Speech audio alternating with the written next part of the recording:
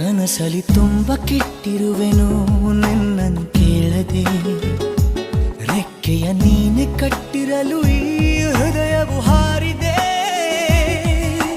ನನ್ನ ಕೌತುಕ ಒಂದೊಂದೇ ಹೇಳಬೇಕು, ಆಲಿಸುವಾಗ ನೋಡು ನನ್ನನ್ನೇ ಸಾಕು.